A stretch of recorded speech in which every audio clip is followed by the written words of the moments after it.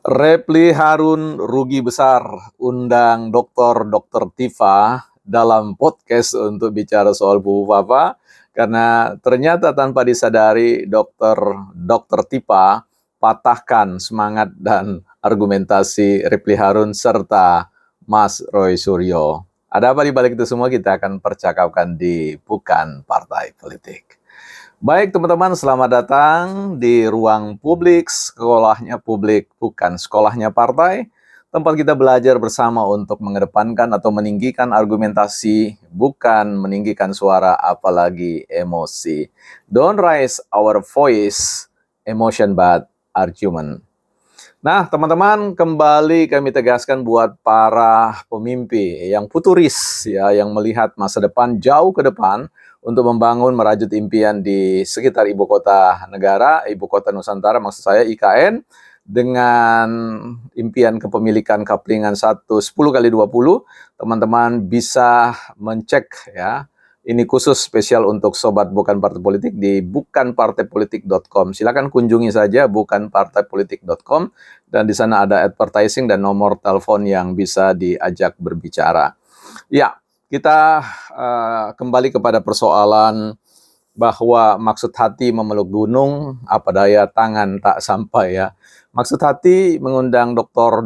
Tifa ini untuk membantu menggunakan keahlian beliau, bidang beliau di bidang neuro atau apa istilahnya neuroscience, ya, atau ilmu ya saraf, ilmu pikiran lah, seperti itu kira-kira, untuk kemudian bisa meyakinkan publik kembali di tengah gempuran dan gencaran dari berbagai macam pihak yang mencoba untuk mematahkan teorinya Mas Suryo terkait dengan 99,9% itu, sehingga dirasa perlu bagi Bang Repli Harun untuk kembali menaikkan berita-berita yang sebenarnya sudah bulanan, ya, sudah sejak lama itu sudah selesai, melandai, dan kemudian dibangkitkan kali seperti sedang membangkitkan roh-roh yang mati.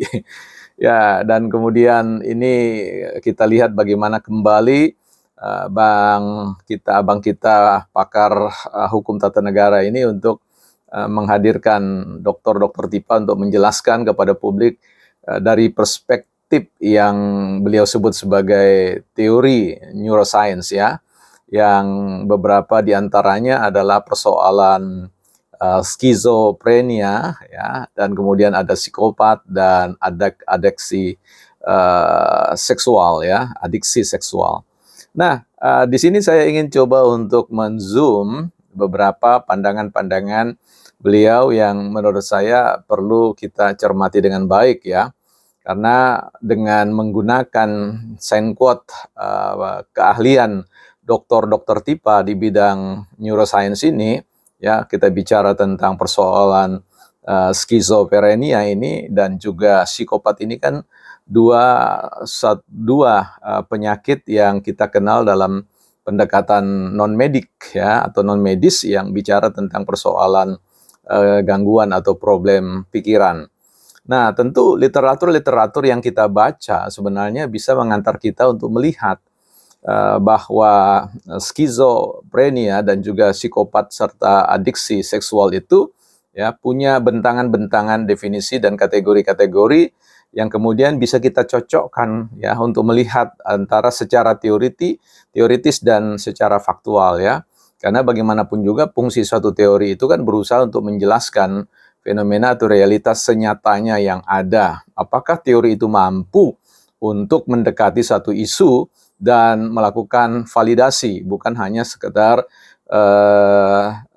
reliabilitas, ya, artinya sekedar bisa dipercaya. Karena sekali lagi, kalau hanya bicara tentang reliabilitas, maka kita bisa bicara bahwa semua obat itu bisa menyembuhkan, tapi itu kan tidak valid, ya. Orang pasti percaya bahwa semua obat itu adalah menyembuhkan, tapi kalau obat nyamuk bagaimana? Berarti tidak valid. Nah, teman-teman juga pernah tahu bahwa kasus kopi sianida, ya, dengan tersangka dan terdakwa bahkan sudah dipenjara Jessica Wongso, yang kemudian pada akhirnya membalik semua keadaan dan kemudian dia mendapatkan kemerdekaannya, kebebasannya, dan sekarang balik untuk melakukan gugatan balik untuk memperbaiki nama baik dan juga mengejar orang-orang yang dibalik itu semua. Artinya publik pada satu kasus kopi sianida ini hampir percaya, sudah dibuat 100% percaya bahwa pelakunya adalah Mbak Jessica ya. Tetapi ternyata semuanya berbalik ketika beliau terbebaskan dari semua itu dan kita dikejutkan dengan situasi atau kenyataan seperti ini. Inilah yang kemudian kita harus katakan bahwa dengan mengatakan 99,9% bahwa itu adalah akun pada sosok tertentu, saya kira itu tidak bisa kemudian kita katakan valid. Ya, itu masih dalam konteks dugaan-dugaan yang mestinya kan bisa diteruskan. Tetapi banyak argumen-argumen yang menarik nanti pada bagian-bagian lain kita sisakan untuk kita bahas bersama-sama. Karena kenapa ini tetap harus disampaikan teman-teman? Karena ya agenda untuk menurunkan wakil presiden itu masih by design ya, artinya masih running, masih berjalan dan tentu ada agenda-agenda pada 2029. Nah, ini yang kita coba untuk hadir di tengah untuk melihat persoalan-persoalan ini karena tentu saya cukup heran ya ketika orang kita membicarakan sign quote aib orang misalkan begitu, terus kita sambil tertawa-tawa. Ini ada penyakit apa ini sebenarnya kita ini ya? Ketika kita tahu orang punya penyakit dan sebagainya kan ini kita harusnya berempati, simpati dan empati dan kemudian mencari pendekatan-pendekatan yang lain yang bisa sifatnya rehabilitatif ya, memperbaiki dan seterusnya. Tapi ini kok tidak, kita kayaknya menikmati sekali dengan tawa yang renyah dan sebagainya, sementara kita sedang menyakiti orang-orang tertentu. Dan ini merupakan bukan gaya kita, orang Indonesia, bukan gaya warga negara NKRI ya. Saya kira ini penting untuk dicatat buat teman-teman yang masih terus mengolah persoalan kasus case Pupu Fafa ini ya, dari berbagai macam sudut. Saya kembali kepada persoalan Dr. Tipa.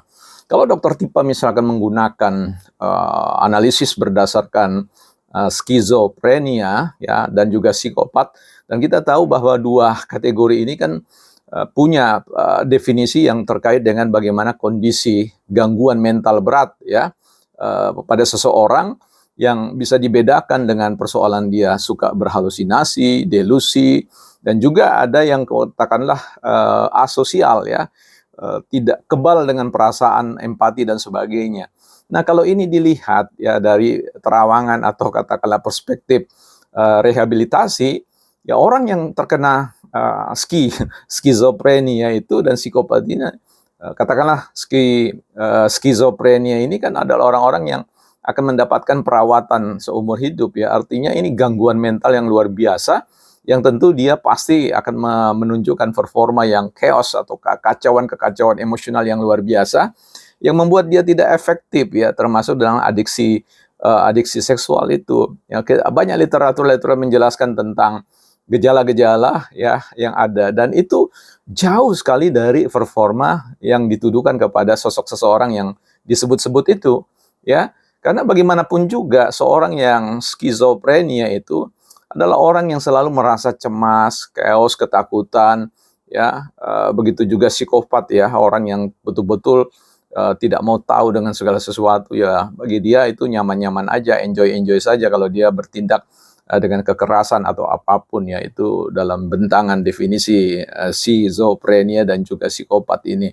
Apalagi kita berbicara tentang yang disebut dengan adiksi seksual, itu akan membawa gejala yang sangat berat bahwa orang itu tidak bisa berkonsentrasi ya, dan tentu kinerjanya akan surut dan sebagainya. Ini kan jauh dari apa yang ditampilkan oleh ya katakanlah sebut saja Mas Gibran ketika ia menjadi seorang wali kota dan kemudian menjadi wakil presiden. Kita melihat di situ bahwa beliau tidak asosial, beliau beliau bahkan punya empati bagaimana dia menjadikan Solo sebagai kota yang toleran, yang dari sebelumnya wilayah yang tidak toleran menjadi toleran. Ini kan empati yang sangat dalam secara spiritual ya. Ini sesuatu yang menurut saya jauh ya kalau kita mau pakai teori itu. Nah, mungkin Dr. Tipa di sini menggunakan terkena apa yang disebut dengan sindrom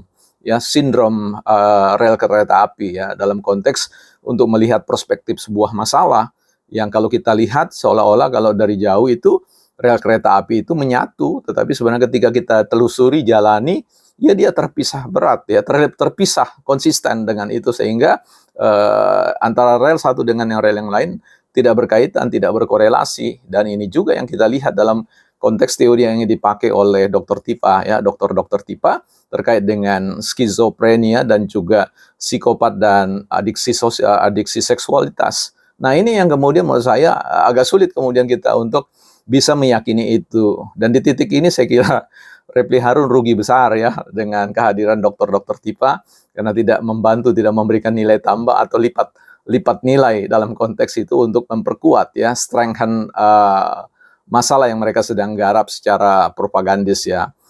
Mohon maaf saya menyebutnya itu sebagai propaganda karena ya sekali menurut saya ini sesuatu yang terus-menerus diolah sedemikian rupa, dipelihara, makanya disisakan 0,1% oleh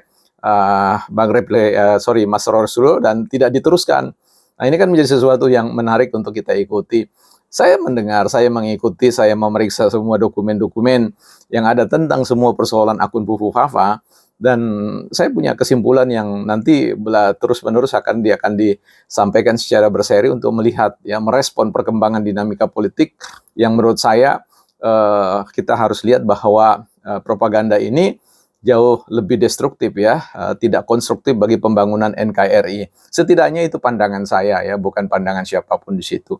Nah, di sini saya kira dokter-dokter Tipa, saran saya adalah berhenti menggunakan pendekatan teori yang tidak simetris dengan situasi faktual atau kenyataan sosial. Karena bagaimanapun juga kita sudah lihat bahwa selama memimpin di kota Solo, ya tidak ada kekerasan fisik atau kekerasan apapun secara verbal yang disampaikan kepada warga Solo. Justru dengan prestasi-prestasi yang ada itu menyampaikan, mengkonfirmasi bahwa teori itu tidak cocok dipakaikan kepada beliau dan teori itu bisa dipakaikan kepada yang lain.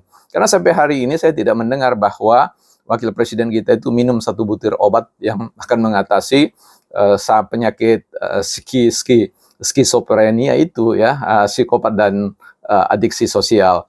Nah, memang lucu ketika kemudian Dr. Tipa mengatakan jangan pakai pendekatan psikoprenia yang kemudian ditawarkan oleh Bang Refli Harun karena dalam perspektif hukum tata negara gunakan saja persoalan psikopat ya. Ini lebih parah lagi. Kita akan bahas di next berikutnya. Tapi bagaimanapun juga saran saya Abang Refli Harun, saya kira bukan mau mengatakan apa ya, stop ya, silakan, hak demokrasi, hak politik Abang silakan saja menyampaikan itu, tetapi sekali lagi bahwa publik akan terus mengekori dan memberikan respon-respon ya bukan secara reaktif sih, tapi secara responsif ya. Dan saya kira semua kita akan bisa hadir bersama untuk menjernihkan persoalan ini, bukan partai politik.